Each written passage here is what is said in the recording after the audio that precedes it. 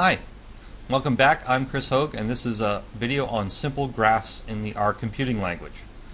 The rest of the videos in this series are at videos.blueprint.org.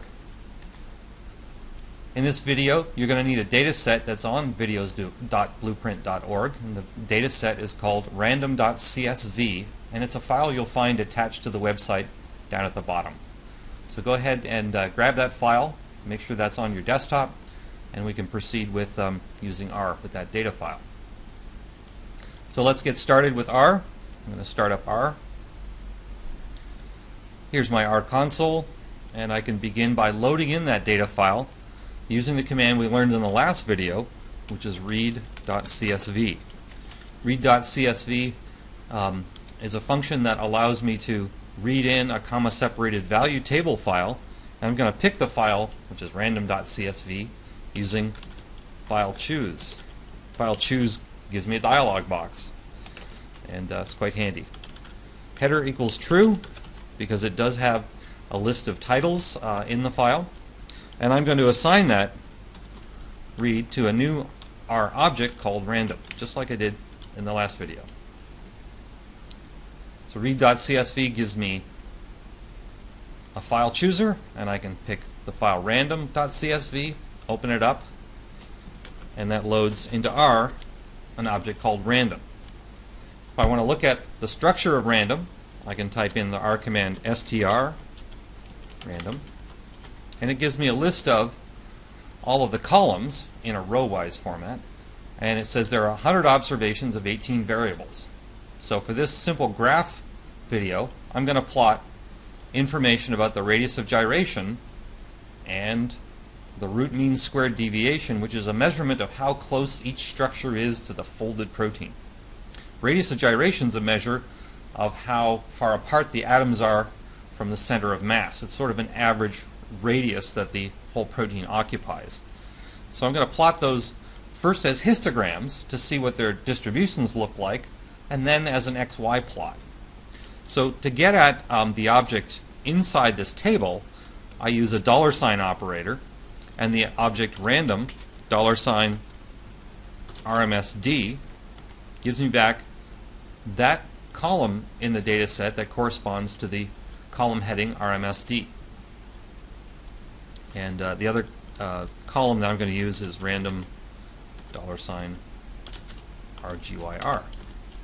So those are the two columns of numbers I'm going to plot. So in R, plotting is initiated by one of the plotting commands like hist, which makes a histogram, or plot, which makes a plot of usually XY data. And so if the simplest way to get started is to type hist and then the name of the object, which in this case is random $RMSD, and that gives me, voila, a graph of the histogram of the frequency of the values in root mean squared deviation. So this is an interesting curve. It kind of has more values out on this far tail around 25 and up, and fewer and actually no values near 0. So I can immediately see what my data looks like in R. I can also plot a histogram of the other set of variables, random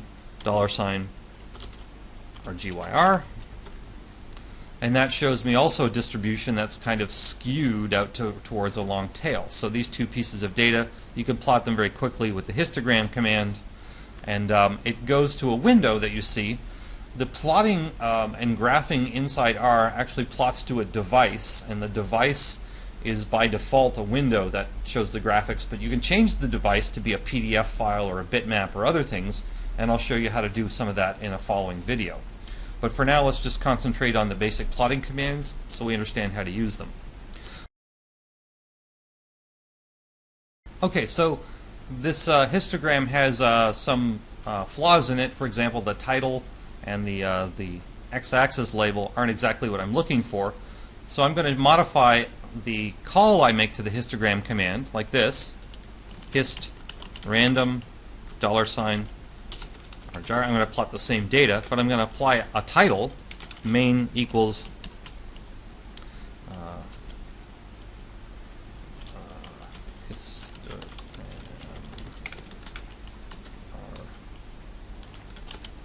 So that's my customized title, which goes in the main variable. And then for the X label, I use a variable called xlab to pass to the histogram command. xlab is the X label. And this is just going to be rgyr. And when I execute that, it starts replotting the whole graph. And now you can see that histogram of rgyr looks more like what I want. So does this. And one of the other features about the graphs in R is you can't click on them and drag them around. If you want fine control over the location of things on a plot, you'll have to specify quite literally the XY coordinates of where you want an object to go. And that's possible to do, but I'll show you that in a later video. So for the moment, that's what a histogram looks like. You can increase the number of bars in a histogram with the command breaks. So hist, if I just scroll up here, I'm going to insert the command breaks equals 15.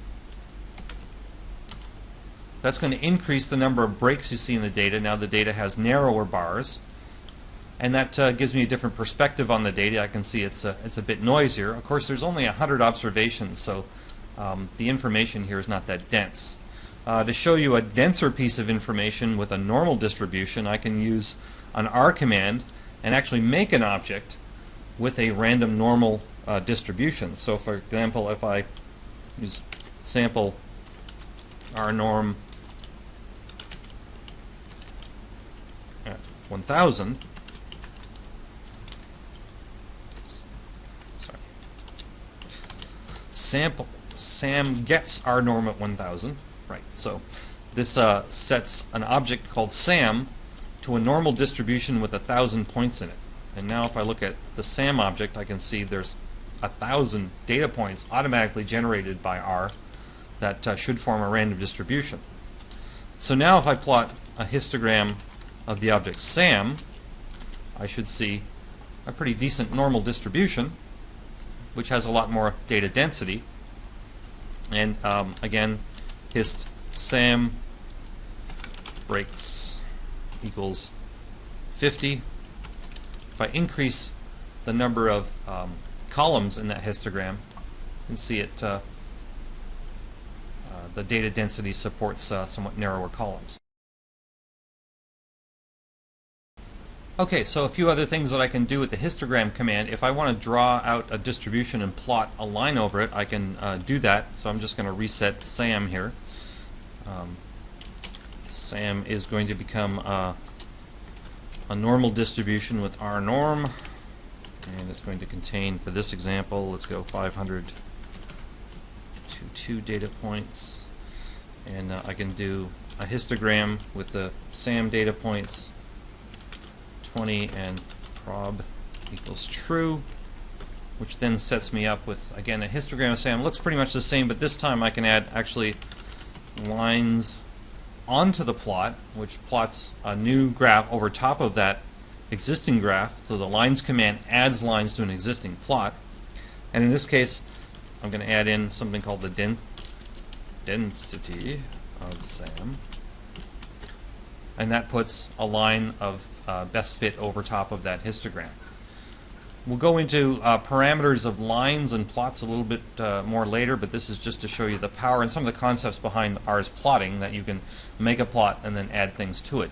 Lines is the command you add more data over top of an existing plot once it's already set up the axes.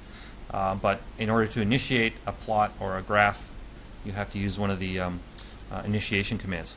If you want to close a graph, you can use the dev.off command, which will essentially shut down the graph. And in this case, it'll close the window. If you were writing to another device like a PDF file, it would close that file. Okay, so now what I'd like to show you is how to plot a XY plot of a couple of values in our table. And to do that, we're going to use the values of the radius of gyration of the molecule and plot that against the root mean squared deviation. And to do that, it's pretty simple in R. The plot command allows us to go into our table, random, and find the column that corresponds to radius of gyration.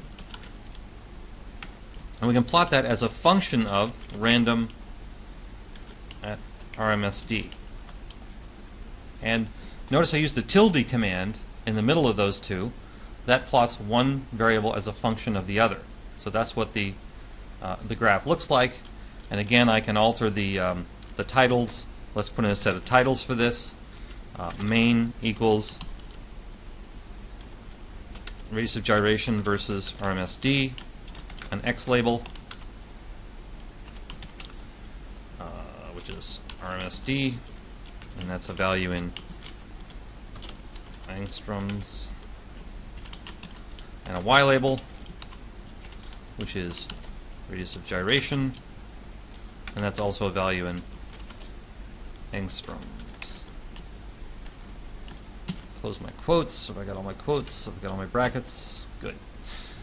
So here I have that plot again. Now I can see my labels are all tidied up. Looks like a pretty decent graph. Now I just want a straight line going through it. That's a line of best fit. Now R provides you with a function that will fit data to a linear model. And a linear model is what we're going to use. I'm going to create an object called M, and M is going to hold the results of a function that makes a linear model of the pairwise function of random $R gyr tilde random $RMSD. So that M object is going to now contain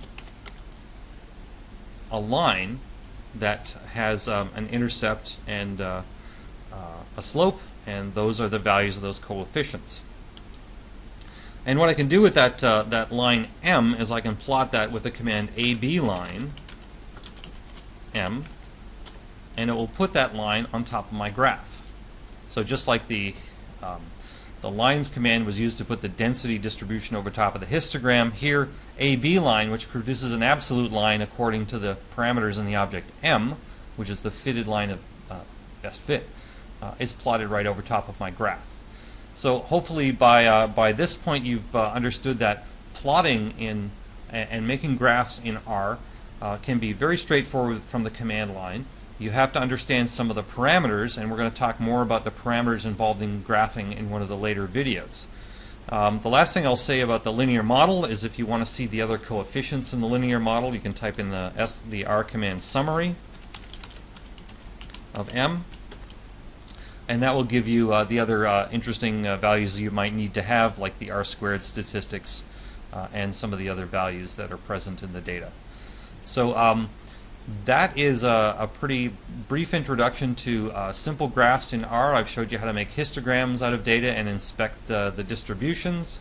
And I've showed you how to make a simple XY plot of pairwise values using the tilde command and compute a linear model.